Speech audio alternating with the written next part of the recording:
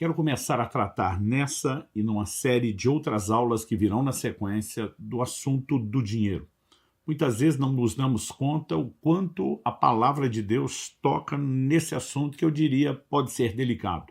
O dinheiro em si não é necessariamente problemático, mas a relação do cristão com o dinheiro, ela sempre é apresentada nas Escrituras como sendo algo que requer vigilância, que requer entendimento, né, bom senso e, obviamente, a atitude correta de correspondência para com Deus e os princípios da sua palavra.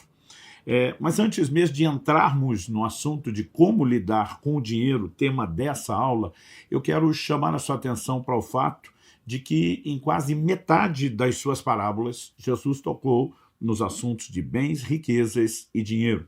Howard Dayton, do Ministério Crown, no seu livro O Seu Dinheiro, ele disse: se você juntar todos os versículos da Bíblia sobre oração e fé, são dois temas que nenhum de nós discutirá sua importância na prática da vida cristã.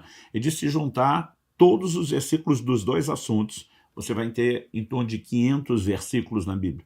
Mas quando você faz a soma daqueles que apontam para a questão material, financeira, que falam de dinheiro, de bens e riquezas, na conta dele, 2.084. Uma outra pessoa diz, colocando outros textos por inferência, nós podemos chegar numa conta de 2.350 versículos aproximadamente. Ou seja, a Bíblia fala mais sobre dinheiro do que a maioria dos temas que nós consideramos importantes. Alguém diz que ela fala sobre dinheiro praticamente quase tanto quanto sobre salvação. Por quê? Não é porque o dinheiro em si seja importante, assim como também não é porque o dinheiro em si seja algo tão ruim, mas porque a relação com ele se torna delicada. E é a respeito disso que nós queremos falar nessa e numa série de aulas. Eu quero começar lendo a primeira carta de Paulo a Timóteo, capítulo 6, verso 9, que diz: mas os que querem ficar ricos caem em tentação, em armadilhas e em muitos desejos insensatos e nocivos, que levam as pessoas a se afundar na ruína e na perdição. Porque o amor ao dinheiro é a raiz de todos os males, e alguns nessa cobiça se desviaram da fé e atormentaram a si mesmos com muitas dores. O contexto, ele está falando de contentamento, assunto que abordarei de uma maneira mais abrangente numa outra aula, mas ele apresenta essa visão. No entanto, diante de uma declaração tão precisa, né, de que as pessoas podem cair em tentação, armadilhas, desejos nocivos, afundar na ruína e na perdição, as pessoas muitas vezes acabam não entendendo o que de fato é o problema. E eu quero começar por aquilo que não é o problema. Né? E a minha primeira declaração e abordagem é justamente o que não é. Alguém disse que a melhor didática, a melhor forma de ensinar o que é alguma coisa é começando por desmistificar os conceitos errados e abordar o que não é. Então, eu quero inicialmente destacar o que não é o problema. Ou seja, o problema não é o dinheiro. O dinheiro em si mesmo não é algo problemático. Há muitos anos atrás, eu estava conversando com uma pessoa que vira para mim e diz: pois é, já dizia a Sagrada Escritura, o dinheiro é a raiz de todos os males. Eu olhei para ele e falei: a Bíblia nunca falou isso. Como não? Certeza que eu já te ouvi pregar. Eu falei: não, você está enganado, a Bíblia nunca falou isso. E ele dizia: falou, e eu não falei, eu do lado de cá dizia: não falou, falou, não falou. E teve uma hora eu falei: me mostra onde está isso na Bíblia. E ele falou: em algum versículo lá que se o senhor me ajudar a achar, não sei porque o senhor está dificultando as coisas e tal. Eu falei: olha, você deve estar confundindo com 1 Timóteo 6, verso 10. Então li tanto o 9 como o 10, como li com vocês agora. E falei: olha, o que a Bíblia diz é que o amor ao dinheiro é a raiz de todos os males. Ele falou: tá aí. Eu falei: não, a Bíblia não diz que a raiz de todos os males é o dinheiro. Se o dinheiro fosse a raiz de todos os males, só teria problema quem tem dinheiro, né? E a maioria das pessoas, portanto, não teria problema ou não teria muito problema. Eu olhei para ele e falei: a Bíblia está falando que o amor ao dinheiro é a raiz de todos os males. Então não é o dinheiro que é a raiz, o amor ao dinheiro que é. Ele falou: qual a diferença? Eu falei: a diferença é que você pode amar o dinheiro sem tê-lo. Ou seja, o cara pode estar falido, quebrado, sem um tostão no bolso e ainda ter a raiz de todos os males, que é amor ao dinheiro, mesmo que não tenha o dinheiro. Por outro lado, a Bíblia também nos ensina que alguém pode ter dinheiro sem amá-lo. Então, o Salmo 62, 10, por exemplo, diz: se as vossas riquezas aumentam, não ponhais nelas o coração. né? Traduzindo, como alguém disse com muita propriedade, errado não é o crente ter dinheiro, errado é quando o dinheiro tem o crente. Então, nós precisamos entender que, embora haja inúmeras advertências de que a relação com o dinheiro ela é, de fato, delicada, nós não podemos simplesmente recriminar o dinheiro como se ele fosse errado e nenhum cristão pudesse ter recursos nesse mundo, mas nós precisamos entender que a maneira de lidar com ele pode ser tão delicada que muitos podem cair em tentação, em armadilhas, cederem a muitos desejos insensatos e nocivos, afundarem na ruína e na perdição, e como a Bíblia diz, muitos não só se desviaram da fé, mas atormentaram a si mesmos com muitas dores. Então, o que é que eu e você precisamos entender a respeito do dinheiro? Creio que o ponto de partida, né, como já mencionei, vou repetir, é entender o que não é o problema. Na sequência, em primeira carta de Paulo a Timóteo, no capítulo 6 mesmo que nós lemos, quando você chega, por exemplo, no verso 17, eu vou ler do 17 ao 19, você vai ver Paulo dizendo: exorte os ricos desse mundo a que não sejam orgulhosos, nem depositem a sua esperança na instabilidade da riqueza, mas em Deus, que tudo nos proporciona ricamente para o nosso prazer. Vamos fazer uma pausa. Exorte aos ricos desse mundo. Havia ricos dentro da igreja. Se a igreja apostólica do primeiro século tivesse entendido que ter dinheiro é errado, evidentemente não haveria necessidade de dar uma orientação para o que deveria ser dito e ensinado aos ricos, a não ser dizer, olha, dá um fim, suma, desapareça com esse dinheiro da sua vida, o que não foi orientação. O texto diz que eles não deveriam ser orgulhosos, o texto diz que eles não deviam depositar sua esperança, pode-se ler aqui, confiança na instabilidade da riqueza. Então, ele está dizendo, mesmo a pessoa que tem muito, precisa lembrar que isso é instável. Hoje você tem, amanhã pode não ter. Assim como quem hoje não tem, amanhã pode ter. As circunstâncias são cíclicas, elas mudam, mas a Bíblia está dizendo, não põe sua esperança, sua confiança aí. Põe sua confiança e esperança em quem? Em Deus. Agora, olha o que ele diz. Que tudo nos proporciona ricamente para o nosso prazer. Então, não consigo olhar para as Escrituras, né, e tentar construir uma doutrina onde o cristão não possa ter recursos e onde ele não possa ser abençoado por Deus com recursos materiais e financeiros. Porque seria uma contradição você olhar para, né, uma orientação clara como essa: diga aos ricos desse mundo que não sejam orgulhosos, que não depositem sua esperança na instabilidade da riqueza, mas em Deus, que tudo proporciona ricamente para o nosso prazer, se Deus não quisesse dar. Agora, a pergunta, e isso será melhor tratado e abordado em outra aula, é: qual o propósito de Deus nos abençoar ricamente? Né? Não é apenas o nosso aprazimento. O texto continua e diz no verso 18 que eles façam bem, sejam ricos em boas obras, generosos em dar e prontos a repartir. Isso é assunto que não dá para tratar dinheiro sem mexer naquilo que a Bíblia correlaciona com ele, que é essa disposição de generosidade, a prontidão de doação. E ele diz, ajuntando para si mesmo um tesouro que é sólido fundamento para o futuro, a fim de tomarem posse da verdadeira vida. Eu abordo o que não é o problema, porque eu já vi pessoas distorcendo a declaração de Jesus àquele jovem rico de Marcos 10. Inquestionavelmente, você percebe que Nosso Senhor, né, quando é procurado, abordado por esse jovem, a Escritura diz que Jesus o amou. Né? Eu gosto sempre de dizer, né, para as pessoas que o texto não está dizendo que Jesus o trollou, que Jesus o sabotou, mas a Bíblia diz que Jesus o amou. Né? Esse camarada pergunta o que precisa para ser salvo, o Senhor diz, guarda os mandamentos. Ele falou, eu tenho feito tudo isso, o que me falta ainda? Né? Havia um anseio por mais. E a Bíblia diz que quando Jesus olha para ele, o ama e diz, venda tudo que você tem, dê o dinheiro aos pobres e você terá um tesouro no céu. Depois venha e siga-me. Então, o que você vê Jesus falando para uma pessoa, alguns às vezes tentam transformar uma regra para todo mundo. Né? E particularmente eu não consigo olhar para Marcos 10 e dizer que a exigência de Jesus para esse jovem é a exigência para todo mundo. Né? Porque você vai perceber que há contextos personalizados de coisas que foram ditas diretamente a uma pessoa. Né? Assim como quando encontra Zaqueu e diz, hoje me convém pousar em sua casa. né? Nós precisamos entender o contexto personalizado dessa palavra.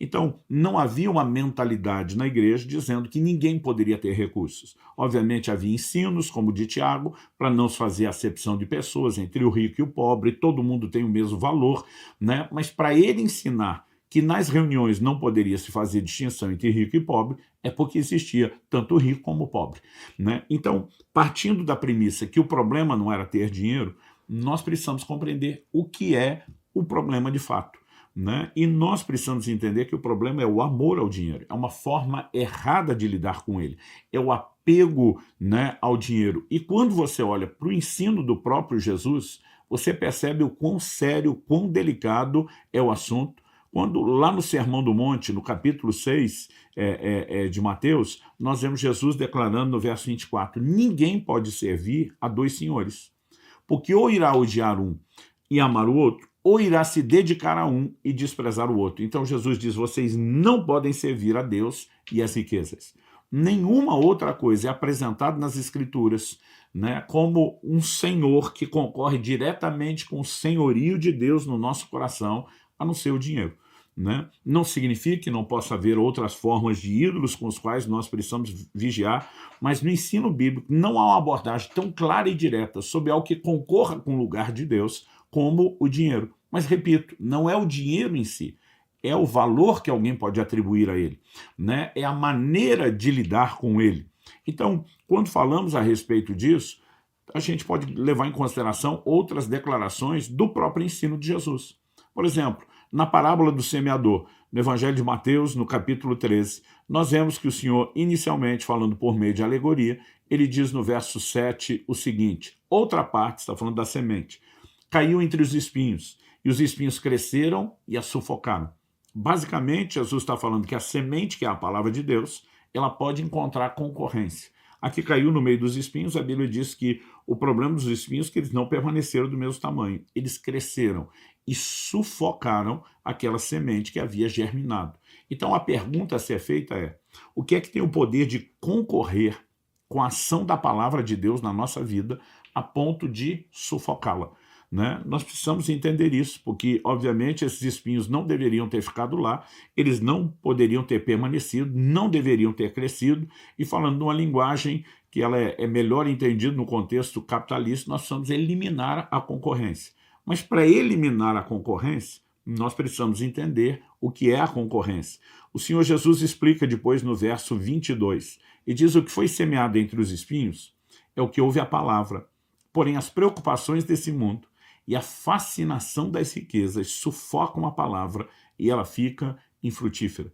Então Jesus fala de tanto preocupações desse mundo, questões da vida, que começam com a subsistência. Você vai ver Jesus no mesmo sermão do monte, né, de Mateus 6, que acabamos de citar, dizendo logo na sequência, depois que Jesus diz, olha, vocês não podem servir a dois senhores, não podem servir a Deus e as riquezas, ele na sequência vai emendar no verso 25. Por isso digo a vocês, não se preocupe com a sua vida, quanto ao que irão comer ou beber, nem com o corpo quanto ao que irão vestir. Não é vida mais do que o alimento e não é o corpo mais do que as roupas. Então Jesus mostra que a preocupação com a própria subsistência ela pode entrar nessa questão de algo que está concorrendo com o senhorio de Deus na nossa vida. A Bíblia fala de ricos que confiam nas suas riquezas quando deveriam confiar em Deus, né? As pessoas estão preocupadas pela falta de recursos sem levar a sério as promessas de cuidado de Deus. Então, não importa se estamos falando de dinheiro ou da falta dele, a preocupação com ele, né? Então, aquela pessoa que talvez não tenha, mas está muito preocupado, ela já deu ao dinheiro, ainda que ele não esteja presente na sua vida, no sentido de acúmulo, ela já deu a ele um status, um lugar de importância maior do que deveria. E nós precisamos entender que ele tem esse poder de concorrer com o lugar de Deus e com a ação da palavra de Deus na nossa vida. Em Colossenses, por exemplo, no capítulo 3 e no verso 5, o apóstolo Paulo chama a avareza de idolatria, né? Em outras palavras, ele está dizendo que alguém tem um ídolo, um falso Deus na sua vida, quando se apega demais àquilo que é material, né? O finado e respeitoso Billy Graham dizia, se uma pessoa adquire uma atitude correta em relação ao dinheiro, isso ajudará a endireitar quase todas as outras áreas da sua vida. Né? Ele, como muitos líderes, reconheciam que esse é um assunto tão delicado, tão central, né? Que quando a gente trabalha de forma correta essa questão, nós vamos produzindo um efeito dominó positivo, uma reação em cadeia que ajuda, né, a reparar várias outras áreas da caminhada do cristão. Nós podemos falar da confiança em Deus, de não ceder à ansiedade, podemos falar de elementos práticos. Hoje, infelizmente, muitos dos divórcios estão relacionados a problemas financeiros. Então, a gente não percebe como o dinheiro, seja a abundância dele, ou a falta dele, seja o anseio por ele, os problemas que isso podem causar. Então, a Bíblia coloca não apenas as preocupações do mundo, mas também a fascinação das riquezas. Alguns ficam deslumbrados, alguns querem encontrar um lugar de realização nos recursos ou nas aquisições, e, evidentemente, essa forma errada de relacionar com o dinheiro, que isso sim é o problema, né? A avareza, o apego àquilo que é material, a fascinação pelas riquezas, o amor ao dinheiro. E aí nós temos várias declarações bíblicas sobre a forma errada, né? Todas elas supervalorizando o dinheiro. Então não importa se a Bíblia está chamando de amor, se a Bíblia está falando de apego, se está falando de fascinação, se está falando de preocupação, em todas elas nós estamos criando desordem quando damos ao dinheiro um lugar de importância que ele não deveria ter nas nossas vidas, né? E é importante que a gente considere essas coisas porque o próprio Jesus, né, no Evangelho de Mateus, no capítulo 6, antes de afirmar no verso 24, né, que não podemos servir a dois senhores, não podemos servir a Deus e ao dinheiro, ele diz no verso 19, não acumulem tesouros sobre a terra, onde as traças e a ferrugem corroem, onde ladrões escavam e roubam. Mas ajuntem tesouros no céu, onde as traças e a ferrugem não corroem e onde os ladrões não escavam nem roubam. No verso 21 ele arremata, porque onde estiver o teu tesouro, aí estará também o seu coração. A palavra traduzida não acumulem, a palavra grega tesaurizo fala de amontoar. Particularmente, eu não vejo Jesus dizendo que alguém não possa ter recursos. Ele está falando de uma preocupação de ter em excesso, de ter em abundância e de acumular, que é o elemento que eu chamo do fator represa. Infelizmente, essa é a mentalidade errada de muitos crentes, que quando olham para promessas bíblicas de provisão e prosperidade, acreditam que isso, né, seria apenas um meio de satisfazer a sua própria avareza. E muitos estão mascarando a avareza do próprio coração, escondendo isso atrás, né, de citações e declarações de promessas que são bíblicas, eu não nego, mas muitas vezes um coração errado, na hora de lidar com até mesmo aquilo que Deus disponibilizou e ofereceu, a gente entende que pode ser prejudicial. Deus promete à nação de Israel que ele tira do Egito, que ao introduzi-los na terra eles iam comer com fartura, com abundância, que eles iam louvar a Deus, que eles iam habitar em casas que não construíram e que construiriam boas casas, que eles teriam acesso a campos que eles não plantaram, assim como também plantariam e colheriam abundância na terra prometida. Mas a advertência, na sequência, em Deuteronômio 8:11, é claro. O Senhor diz, mas quando vocês tiverem comido e se fartado, quando vocês tiverem construído casa e prosperado, não se esqueçam do Senhor seu Deus. Até mesmo aquilo que Deus promete, sinaliza, olha, uma bênção que eu tenho para você, ele está dizendo, em especial, essas coisas que te levam a esse lugar de saciedade, né, que estão relacionadas não apenas com a fartura do pão, mas com a provisão e a prosperidade material. Deus está dizendo, se você relacionar com isso de forma errada, vai enredar você. Se o dinheiro em si fosse errado, Deus não prometeria bênção material e financeira e nem sustento e abundância.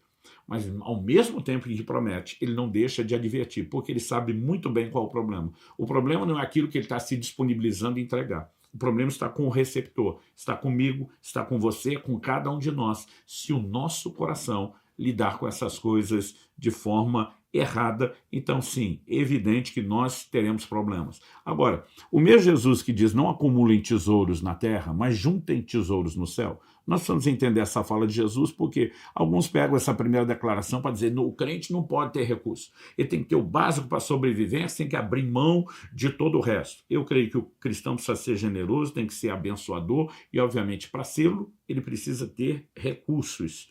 Então, nós não podemos desconectar uma coisa da outra. Jesus falou, olha, não junta tesouro na terra, junta tesouro no céu. Como é que você junta tesouro no céu? A maior parte do tempo, A Bíblia mostra que a forma de juntar tesouro no céu tem a ver com a maneira como eu e você lidamos com os tesouros aqui da terra. O que é que Jesus falou para o jovem rico? Pega o que você tem, vende, dá aos pobres para ter um tesouro no céu. Ou seja, a maneira de ter o tesouro no céu tinha a ver com a forma como ele usaria os tesouros da terra. Agora, se o crente nunca tem tesouro da terra para fazer nada por ninguém, como é que ele junta tesouro no céu? A mesma declaração foi feita por Paulo a Timóteo. Quando ele fala a respeito dos ricos desse mundo, lá em 1 Timóteo 6, o texto que nós já lemos, né, ele diz que eles façam bem, verso 18, sejam ricos em boas obras, generosos em dar, prontos a repartir, ajuntando para si mesmo um tesouro que é sólido fundamento para o futuro. Como que eles juntariam um tesouro para o futuro, para a eternidade? Usando de forma correta o tesouro aqui da terra para abençoar outras pessoas. Então, a questão do dinheiro é complexa. Nós não podemos esgotar o assunto numa aula curta como essa, mas estou colocando fundamentos que vão tornar muito claro a gente, né, poder estabelecer a progressão que virá nas próximas aulas dos assuntos correlacionados, e à medida que abordamos esses próximos assuntos e aulas, então nós vamos construindo um pouco mais em cima desses fundamentos que estamos colocando nessa aula agora. Então, falamos sobre o que não é o problema. Não, o dinheiro em si não é o problema. Depois enfatizamos, então, o que é de fato o problema, que é a relação errada com o dinheiro, dando a ele valor, né, um lugar de importância que ele não deveria ter. Mas a pergunta prática para terminarmos é como vencer o problema. Porque se eu posso ter o problema do amor ao dinheiro sem ter dinheiro, então a forma de vencer não é apenas não ter dinheiro. Né? Um cristão pode imaginar, não, me disseram que a gente não pode ter tesouro na terra, e ele simplesmente abrir mão daquilo, mas continua amando, continua fascinado. Ele não resolveu o problema. Então, como eu e você podemos vencer o problema? Em primeiro lugar, nós precisamos entender exatamente o que Deus diz e por que diz. Mas, à medida que esses valores vão entrando, nós podemos perceber que pelo menos 3 elementos se combinam. Né? Eles são complementares, eles não são divergentes. O primeiro diz respeito a uma compreensão clara do senhorio de Cristo. Então, quando Jesus diz, vocês não podem, né, servir a Deus e às riquezas, ele está falando que as riquezas podem concorrer com o senhorio divino. Então, eu e você temos que ter uma clara compreensão do que é o senhorio de Deus na nossa vida e qual é o nível de resposta e rendição que nós precisamos dar a Ele, para que Ele, por meio da sua palavra, dos seus valores, dos seus princípios, governe o nosso coração e determine a forma e a maneira como nós iremos nos comportar a partir desses valores que estão claramente estabelecidos no nosso coração. Então, esse é um tópico, né, que merece a nossa atenção e que nós abordaremos numa das aulas na sequência, né, falando a respeito do que eu vou chamar aqui de uma questão de honra. Por quê? Você vai perceber uma orientação bíblica para que a gente honre a Deus com os nossos bens, com as primícias da renda, né? Há muitas formas de honrar a Deus. Então, por exemplo, Jesus, citando o profeta Isaías, diz, esse povo me honra com os lábios. Muitas vezes nos cultos, quando estamos no nosso momento de louvor e adoração, nós estamos honrando a Deus. Então, não se honra a Deus apenas com dinheiro, mas em nenhuma outra área Deus foi tão contundente, objetivo, claro e direto, pedindo honra, como ele fez em relação ao dinheiro. E o que eu e você precisamos entender sobre isso? Né? O verbo honrar significa fazer distinção, fazer diferença. Então, basicamente, o que a Escritura está nos propondo é, nós colocamos Deus no lugar de senhorio que lhe pertence e o distinguimos em relação ao dinheiro, que deve ser, na vida do crente, servo e nunca senhor. Então, nós precisamos entender isso, né? E, obviamente, estou apresentando aqui a versão mais do que resumida, mas a próxima aula será justamente sobre isso que eu quero chamar de uma questão de honra, né? A honra a Deus em relação ao dinheiro e às coisas materiais. Depois de entender isso, em segundo lugar, nós precisamos entender a clareza do princípio bíblico sobre o que é o contentamento. Antes de Paulo falar que o amor ao dinheiro é a raiz de todos os males, dos riscos que as pessoas correm, ele estava ensinando exatamente sobre contentamento. E a palavra de Deus mostra que você não precisamos de muito para ser contentes. Né? A Bíblia diz, tendo o que comer e o que vestir, estejamos com isso contentes. né? Ou seja, embora não seja errado que um cristão possa prosperar, inclusive que Deus possa abençoá-lo dessa forma, o nosso coração não deveria ansiar essas coisas. Então, há uma diferença, né? E eu gosto da forma como os antigos definiam a avareza. Eles diziam o seguinte: o avarento não possui as coisas, são as coisas que o possuem, né? Essa percepção, para mim, ela é muito rica, né? Porque, eu vou repetir o que eu falei antes, errado não é o crente ter dinheiro, é quando o dinheiro tem o crente, quando falamos, né, sobre essa questão de posse, quem possui a quem. O contentamento é o que blinda profundamente o nosso coração, inclusive pode nos permitir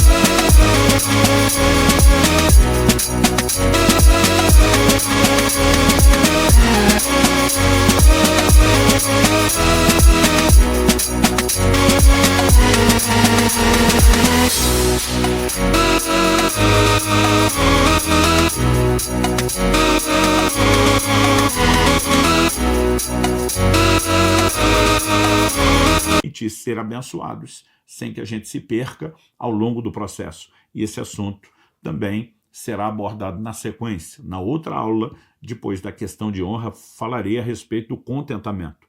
Mas nós também precisamos entender um outro elemento chamado generosidade.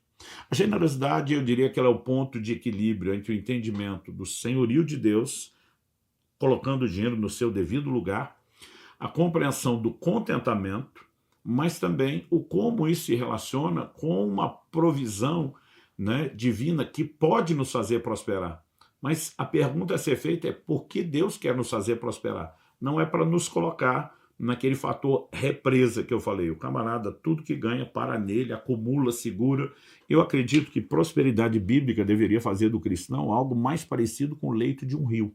Água entra, água sai, nunca para de entrar, nunca para de sair, né? E quando você entende generosidade, você começa a perceber que não há contradição entre uma visão bíblica de contentamento e promessas de abundância. Contentamento significa que o meu coração não precisa ansiar absolutamente nada. Mas então, por que o Deus que me manda ter contentamento me faria promessas de abundância? Por quê? Porque Ele quer que quando isso chegar, eu e você não nos apeguemos a essas coisas, mas sejamos generosos, sejamos abençoadores. Então, se a gente não enxergar o quadro todo, não haverá equilíbrio. Eu vejo pessoas que pregam contra o dinheiro, contra, né, as posses, e obviamente eles estão violentando outras declarações das Escrituras. Mas eu vejo, por outro lado, crentes que defendem as promessas de provisão e prosperidade, que também são bíblicas, mas não estão levando em conta as advertências a respeito, né, do perigo da avareza, da necessidade de contentamento. Então, nós precisamos saber equilibrar todas as coisas. Você não pode pegar uma parte da Bíblia em detrimento de outra. Ele diz: não, eu escolho ficar com essa, jogo essa fora. Ou escolho essa e jogo aquela fora. A pergunta é como nós conciliamos todas essas coisas. Promessas e advertências. Porque a soma dessas verdades é que vão proporcionar para mim e para você o entendimento bíblico completo. Quando Satanás, numa das tentações que faz a Jesus no deserto, diz: olha, está escrito. Ninguém pode questionar que aquilo que o diabo citou era bíblico, né? Ele faz uma citação literal do Salmo 91. Agora, a pergunta é: a aplicação que ele está fazendo daquele texto que realmente está na Bíblia era correta? Não. É por isso que Jesus responde em Mateus 4,7. Também está escrito, né? E aí nós falamos sobre regras de interpretação lá nas primeiras aulas do Fundamentos Doutrinários, porque é a Bíblia que explica a Bíblia. Então a gente sempre precisa dessa macrovisão, do entendimento completo do todo.